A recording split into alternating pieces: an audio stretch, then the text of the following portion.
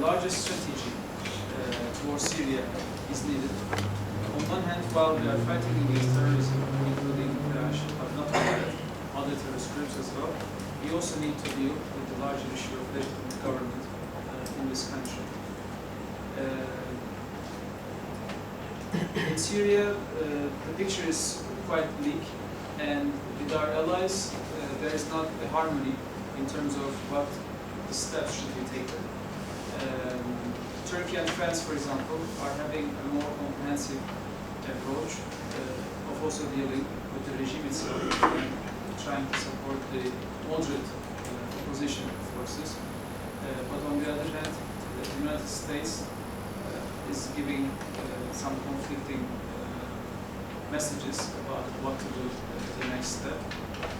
Until recently, they were also saying that yes, Assad should go, but now given the atrocities of Daesh terrorists, they are now saying, well, our single focus is to fight against Daesh.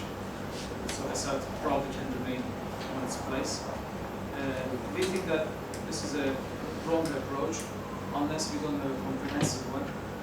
Probably we cannot fight with the Daesh terrorism as well, and not in any case.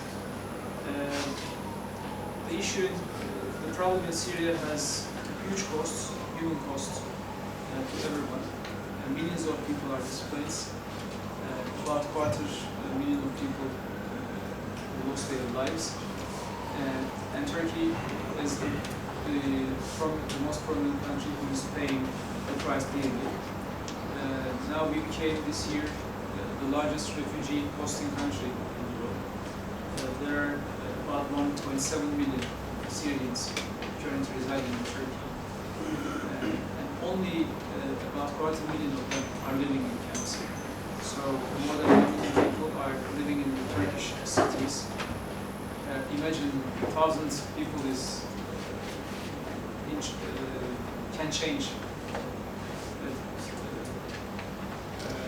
characteristic of a society, can create problems in any city. Imagine in Romania, in Iași, for example, you are having 5,000 people from different ethnic origin coming from abroad, and not the culture of many of these workers.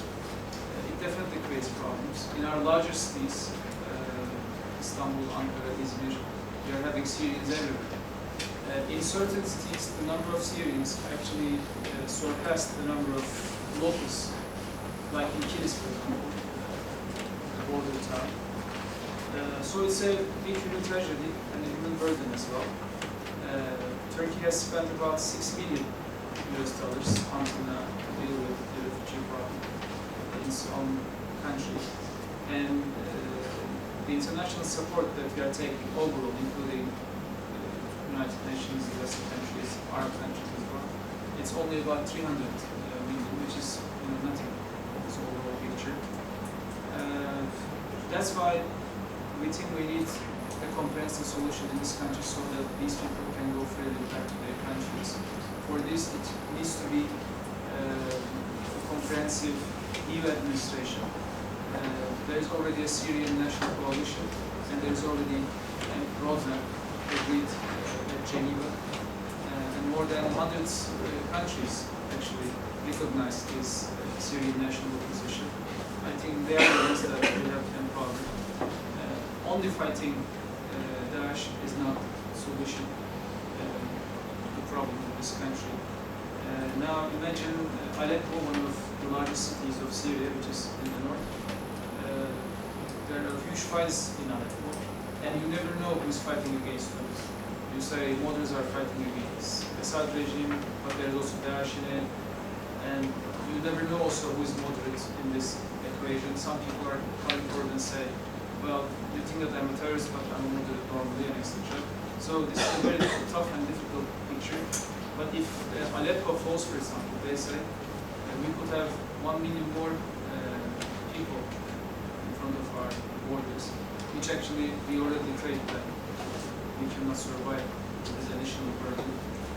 That's why, based on our national security, we are having talks with our American allies, and we put everything on the table, including creation of safe zone just next to our border, where no supply zone of the sea. If we look to Iraq, things are still bleak.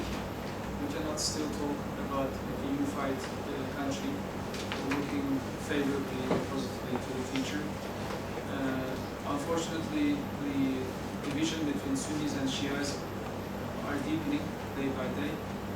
And when you talk about the Daesh movement in the country, you see how some Sunnis are supporting this organization. So this also shows how the division between Sunnis and Shias are so deep. In the north, effectively, Iraqi Kurdistan is functioning as a separate entity.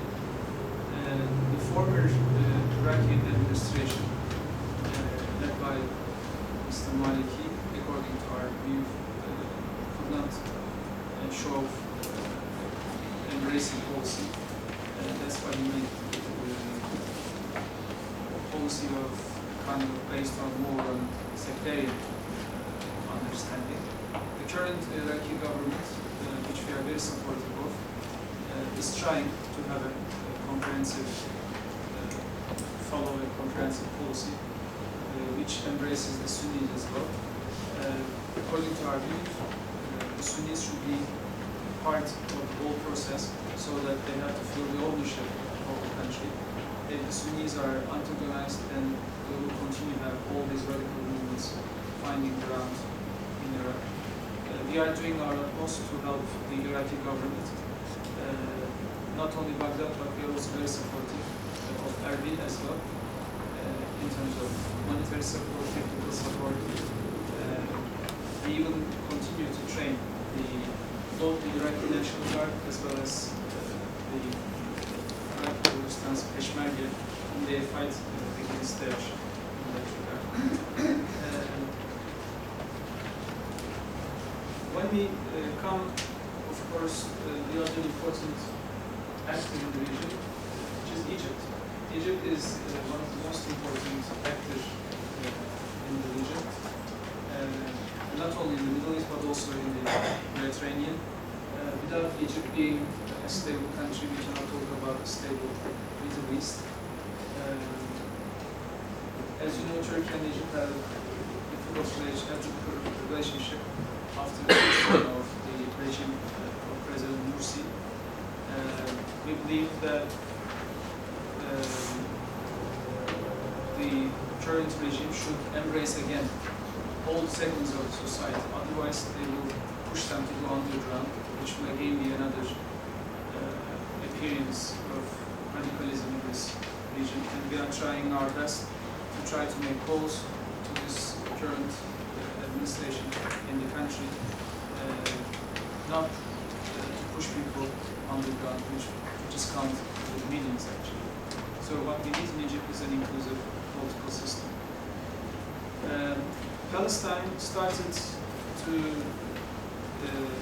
fall down in the agenda of priorities in the Middle East because the fire is so strong in Syria, so strong in Iraq, so strong in Egypt and elsewhere, in Yemen also. But the problem in Palestine still remains as it is. Our vision of a two-state solution, where Israel remains in its 1967 borders, and the new Palestinian state will militarily be checked so that the security of Israel is secure. This vision is still there, and we support that solution. Unless we find a real solution to the Palestinian issue, as I say, radicalism will definitely continue in this region. So this is the core of all issues in the region. The most, or the brightest picture in this dark overall picture is Tunisia. This is the only country that is coming a little bit more successful, if I may say, out of the Arab Spring, and they have elections, as you know. Turkey is very supportive of any government in Tunisia, as long as it's embracing. And as you know, the government is doing just fine, and radicals are targeting the regime there. just recently there was a terrorist attack which is targeting the tourism sector in this country. The overall assistance that we are making in that regard to the region amounted to $3 billion US, and an important share of these contributions are going to Tunisia. I guess Tunisia calls for and needs our full support. And recently, NATO decided that Tunisia will be one of its priority partners other than the alliance itself, which is a very wise decision that we were promoting for. And of course, when you talk about Middle East, you cannot remain silent about Iran. Iran has always been an active actor in the region. It also represents a center for the Shiites now, a non-Arab actor there. We are happy to see the developments in the nuclear negotiations, and we are supportive of these negotiations. Actually, 2 years, not 2 years ago, sorry, it was in 2011, I believe, when Turkey and Brazil is trying to find a solution on this, where our Western partners blame Turkey of turning its back to the West. We were exactly trying to do the same agreement, and the agreement that we have reached together with Brazil, with Iran, were more valuable in terms of numbers, actually, than today's agreement that the P5+1 is trying to finalize with Iran. But in any case, we are so happy, and we hope that these negotiations will end with concrete results so that Iran start to become an active part of the international community and sanctions are lifted. This is important in many cases. If Iran functions as a normal state, an active state in the region, I guess it will help some of the problems to be resolved. Unfortunately, on the Syrian case, Turkey and Iran are on opposing sides, as you know. Also, Russia and Iran was on the same side. But despite these differences in Syria, we think Iran should be a positive player in the region. So, as you see, the picture is quite bleak, and if we talk about one by one, we could only talk some positive things about Tunisia, but the rest is a bit kind of not promising. I know that the whole presentation seems to be a bit pessimistic, but if you look at a larger historical perspective, this region, unfortunately, has always been like this.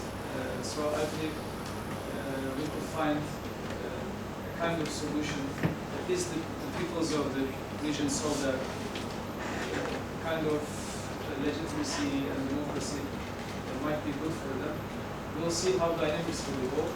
But in our case, we'll continue to support, if there are initiatives in the region, support the local ownership, the stability, as well as legitimacy of the governments, as we have done up until now.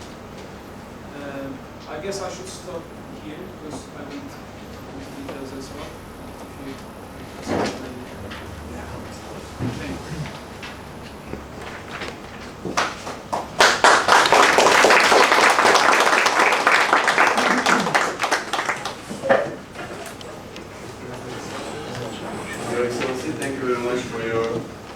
Intervention, which gave us already a detailed picture of the region, especially your evaluation on each particular case and giving us all those details from the Turkish foreign policy point of view was very beneficial for the participants. Thank you very much. Now our thanks extend to the after 10 minutes. Have a break? Okay. Then we are going to have acum o să luăm o pauză de 10 minute, după aceea o să intervine domnul ambasador, profesor Tahsin Cemil, cu intervenție din dânsului. Mulțumesc.